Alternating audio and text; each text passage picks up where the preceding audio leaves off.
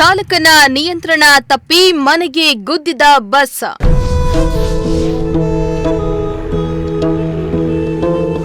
ಬಸ್ನಲ್ಲಿದ್ದ 35 ಪ್ರಯಾಣಿಕರು just miss. ವಿಧಿಯ ನಾಟಕ.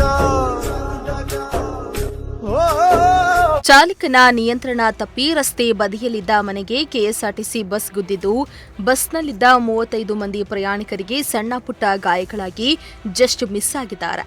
ಈ ಘಟನೆ ತಿಪಟೂರು ತಾಲೂಕಿನ ಕಸಬಾ ಹೋಬಳಿಯ ಕೋನೇಹಳ್ಳಿ ಸಿದ್ದಾಪುರ ಗ್ರಾಮದ ಬಳಿ ನಡೆದಿದೆ.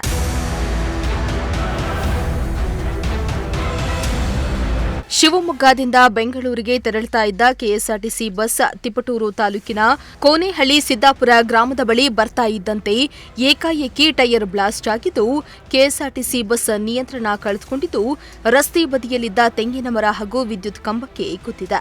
ಬಳಿಕ ಪುಟ್ಟಣ್ಣ ಎಂಬುವವರ ಮನೆಗೆ ಬಸ್ ಗುದ್ದಿದ್ದು, ಬಸ್ನಲ್ಲಿದ್ದ ಸುಮಾರು 35ಕ್ಕೂ ಹೆಚ್ಚು ಪ್ರಯಾಣಿಕರಿಗೆ ಗಂಭೀರ ಗಾಯಗಳಾಗಿದೆ. ಕೂಡಲೇ ಗಾಯಾಳುಗಳನ್ನು ತಿಪಟೂರು ಹಾಗೂ ಅರಸೀಕೆರೆ ಸರ್ಕಾರಿ ಆಸ್ಪತ್ರೆಗೆ ದಾಖಲಿಸಿ ಚಿಕಿತ್ಸೆಯನ್ನ ನೀಡಲಾಗುತ್ತಿದೆ.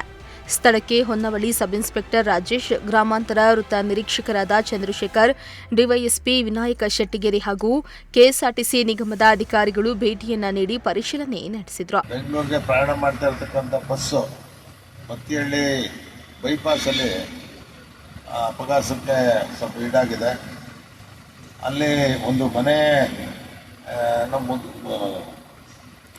ತೂರ್ಕೊಂಡು ಹೊಟ್ಟೋಗಿದೆ. ಸುದೈವ ಯಾರಿಗೂ ಮನೆಯಲ್ಲೂ ಅನಾಹುತ ಆಗಿಲ್ಲ. ಮತ್ತು ಪ್ರಯಾಣ ಮಾಡ್ತಕ್ಕಂಥವ್ರಿಗೂ ಸಣ್ಣ ಪುಟ್ಟ ಗಾಯಗಳಾಗಿದೆ. ಒಬ್ಬರೋ ಇಬ್ಬರಿಗೂ ಸ್ವಲ್ಪ ಹೆಡ್ ಇಂಜರಿ ಇತ್ತು, ಅವರು ಆರೋಗ್ಯವಂತರಾಗಿದ್ದಾರೆ. ಅದನ್ನು ರೆಫರ್ ಮಾಡಿ ಅಂತ ಹೇಳಿದ್ದೀನಿ.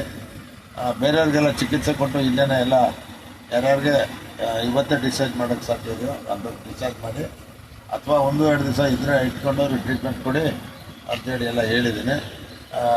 ಅದು ಎರಡೂ ಟೈರು ಬಸ್ಟ್ ಆಗಿದ್ದರಿಂದ ಕಂಟ್ರೋಲ್ ಸಿಗ್ತಾ ಇರ್ತಕ್ಕಂಥ ಸಂದರ್ಭದಲ್ಲಿ ಹಾಗೂ ಸದ್ಯ ಒಳ್ಳೆಯದಾಗಿದೆ, ಜಾಸ್ತಿ ಅನಾಹುತ ಆಗಿಲ್ಲ. ಅದನ್ನು ನಾನೇ ಆಸ್ಪತ್ರೆಗೆ ಬಂದು ಎಲ್ಲ ಪೇಷಂಟ್ ನೋಡಿದ್ದೇನೆ. ನೋಡಿ ಡಾಕ್ಟ್ರುಗಳಿಗೂ ಸಲಹೆ ಕೊಟ್ಟಿದ್ದೇನೆ. ಅವರು ಅದ್ರ ಬಗ್ಗೆ ಗಮನ ಹರಿಸ್ತಾರೆ. ಇನ್ನು ಪದೇ ಪದೇ ಕೆಎಸ್ಆರ್ಟಿಸಿ ಬಸ್ಗಳು ನಿಯಂತ್ರಣ ಕಳೆದುಕೊಂಡು ಅಪಘಾತಕ್ಕೆ ಒಳಗಾಗ್ತಾ ಇದ್ದು, ಈ ಬಗ್ಗೆ ಕೆಎಸ್ಆರ್ಟಿಸಿ ನಿಗಮ ಎಚ್ಚೆತ್ತು ಮುಂದೆ ಈ ರೀತಿಯ ಸಮಸ್ಯೆ ಆಗದಂತೆ ಕ್ರಮ ಕೈಗೊಳ್ಳಬೇಕಾಗಿದೆ. ಮಂಜುನಾಥ್, ಪ್ರಜಾಶಕ್ತಿ ಟಿವಿ, ತಿಪಟೂರು.